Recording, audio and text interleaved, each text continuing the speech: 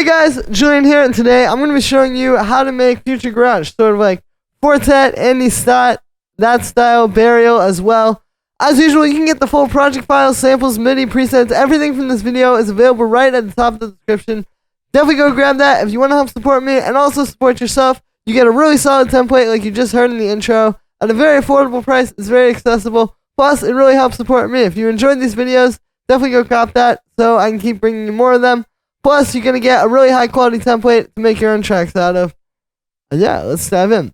Link is at the top of the description. So, first thing we have up here is the bass.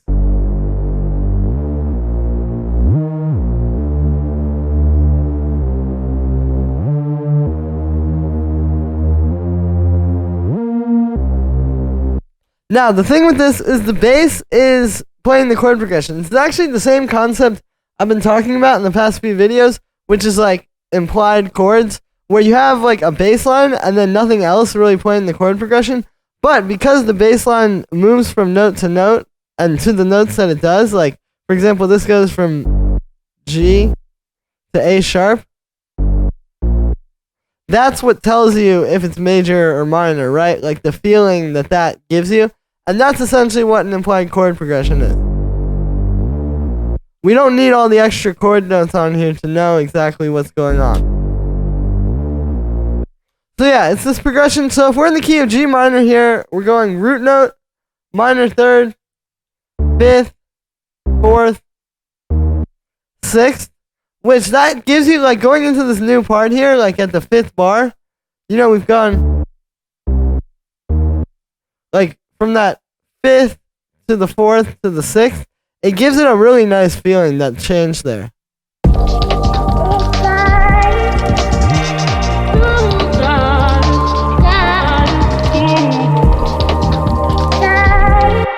Then we go up to the minor seventh, and then back to the fourth. So it's like you have the two different halves of this. The other thing here is the sliding notes. You'll notice these aren't all octaves. Like that's the fifth, for example.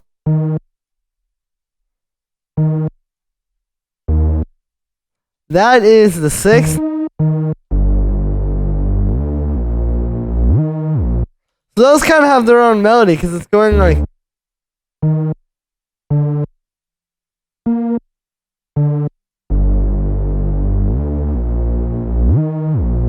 For the sound, it's actually a very simple sound. The key to this is a very easy sound to make, but it's hard to write a really good bass line like that, right? So for the sound, it's just two saw waves here inside of wavetable. We've also got the sub oscillator going all into a low pass filter, which is a bit of unison. It's a pretty straightforward respace. We also have this mono, and then the glide is turned up.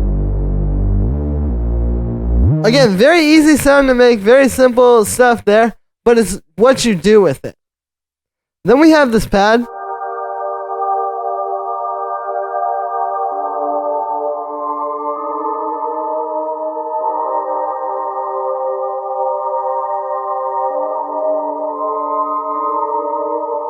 Now, you can hear this pad isn't really following what the bass was doing.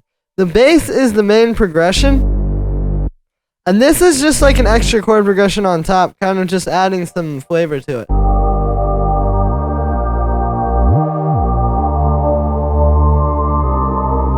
And that's what's really going to make this stuff work. Like, if you listen to Burial tracks, the bass line, when he has a bass like that, isn't usually just doing the exact same thing as the pad.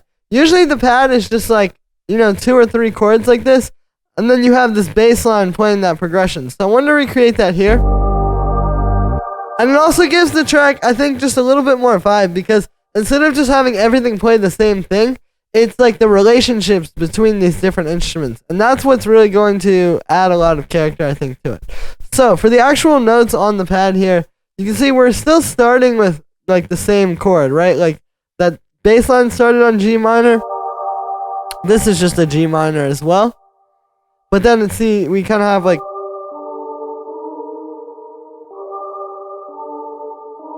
So there's that happening, and then there's this happening.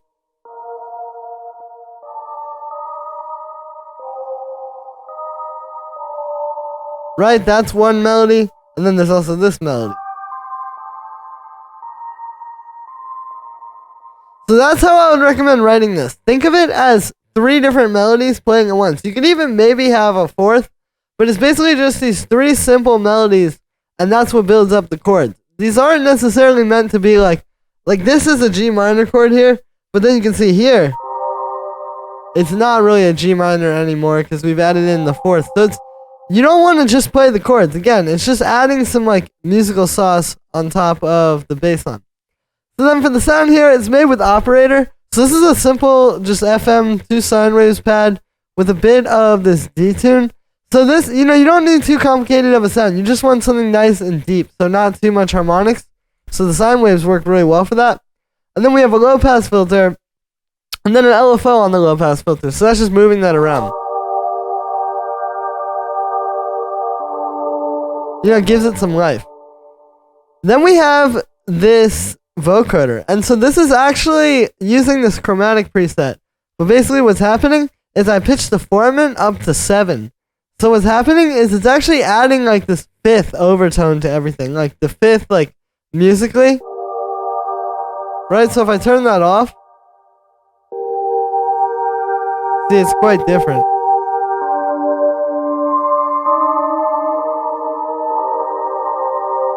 So this is adding this nice overtone here. And it's kind of an interesting way of doing this, right? Because usually you wouldn't think to use a vocoder for a pad like this. But again, having that formant turned up to 7, you get this like really nice overtone. And if you turn it up to like 8, for example, it doesn't really work that well. The key here is that it's tuned to a 5th. You could also do an octave if you wanted to, like if you wanted to do 12. That also works. But it's tuned to something where every note is still gonna work musically, so it doesn't clash with anything else. Then just some delay, reverb, and then a little high pass filter. Then we have this little guitar pad here. So I actually made this with my guitar playing through some pedals.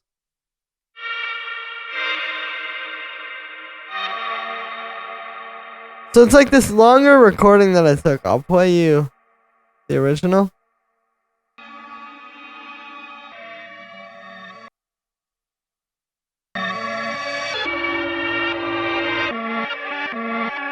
Right, and then I just took these little chunks, put that through a little bit of reverb and a high pass filter. Again, just adding some more musical flavor over top of everything that's already going on, but it's not taking up too much space.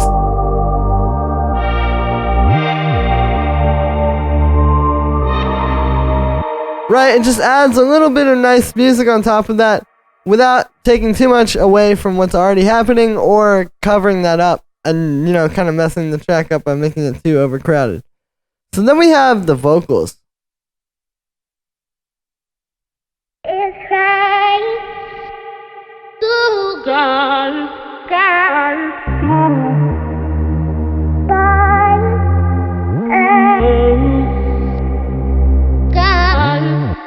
So the technique here is basically it's just these little vocal stabs. Like I'll play you some of these.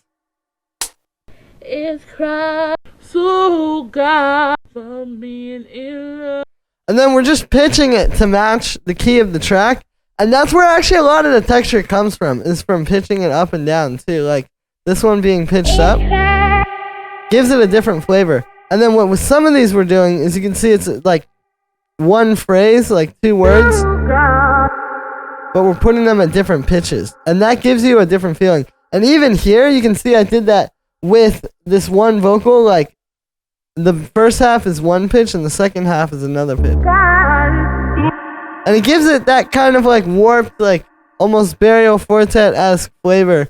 And also, I've heard a lot of this in Andy Stott's tracks as well. But yeah, so this is just being like blended with a little fade. So it's actually not that hard to do. And I think a lot of people wonder like, how do you get the magic vocals? Well, really, it's just a really good vocal sample and then chopping it like that. And then effects are really simple as well. It's just a little bit of reverb. And then I have this technique here where basically you take a low pass filter, turn up the resonance, and set it like the frequency about there. Like not too high, but not too low. So here's without this. And then with it. So it kind of gives it that lo-fi, like dark vocal thing. And also what I'm doing here is I have an LFO on that, so it's moving it around constantly, and then a bunch of reverb. So yeah, not quite as hard as it seems, but probably one of those things that's hard to figure out if you've never done it before. Then we have the drums.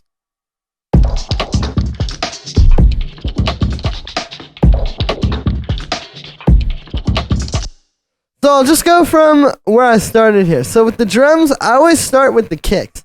And what you're going to do is it's not really usually going to be just one kick. Like if you really want that authentic, like detailed sound, you're going to have one main kick.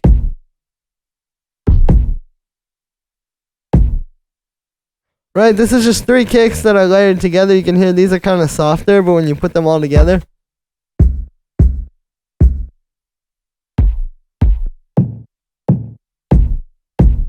you get this one really fat kick. So you're going to have that, which is just really steady, just doom, doom, like that. And then you have these other 2 kicks. Usually like 2 or 3 is what you want. That can kind of bounce off of that. And you'll notice these are a little bit less punchy, less bassy. But it's adding a lot of movement in the low end there. So you start with that. And then you'll notice again, processing really not that much. There's nothing on the group. It's more about the sound you're starting with here. Then we move up to the rim shots. So we've got these 2 main ones.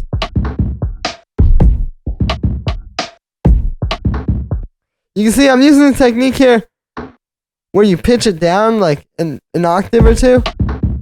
And you kind of get like 2 percussions out of one. But what it's going to do is it's going to make these 2 different percussion sounds that are seemingly coming from 2 different sources sound like 2 different sources, but like kind of coming from the same place. But it's really just taking that one rim shot and pitching it down. And then we also have inside of this group a few more as well that are kind of like, I'll play you those. Kind of like with the kick, where you just have your main 2, and then you have these other ones kind of bouncing around to add a little bit more movement to the groove. And then after you have those done, then we move up to the percussion. So for the percussion, I usually start with the hi-hat actually. Like, a lot of people think you want to start with all the textured, like Foley percussion and all that kind of stuff. But really, you want to get these main elements down, like the kick, the snares.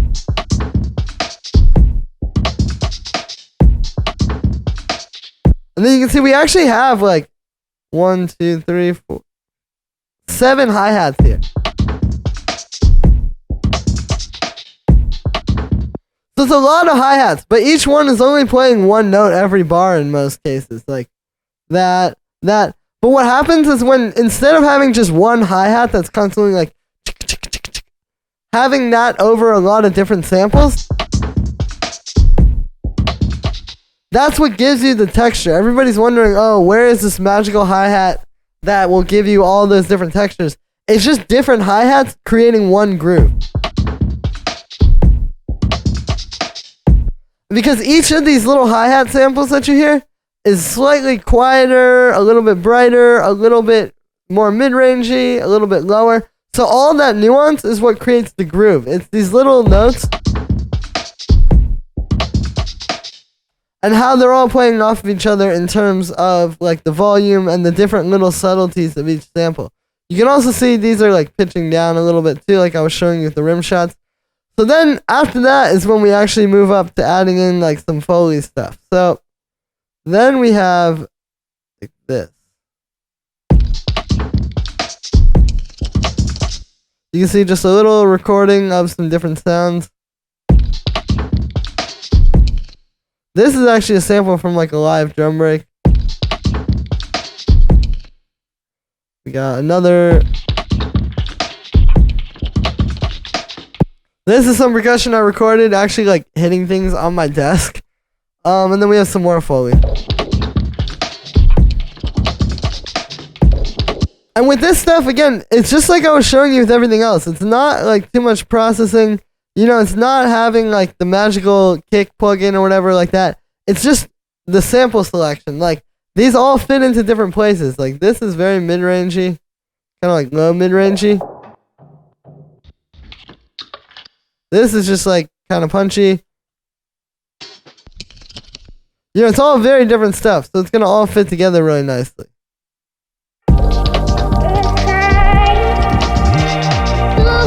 Lastly, down here, we just have some vinyl noise. It's being sidechained a little bit to the kicks to give it a little bit of movement and kind of make it fit into the beat.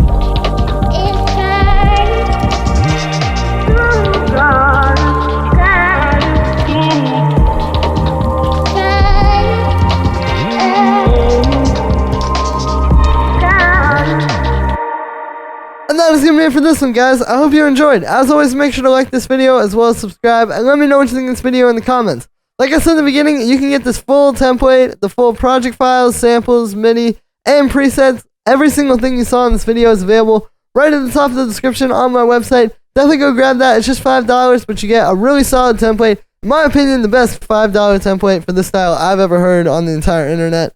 So yeah, link is at the top of the description. Thank you so much for all the support, guys. I really don't make a whole lot off of YouTube alone, but with these sample packs, I'm able to keep bringing you guys new videos every single day. I'm doing every day this week, so yeah, thank you so much for all the support, guys, and I will see you tomorrow with another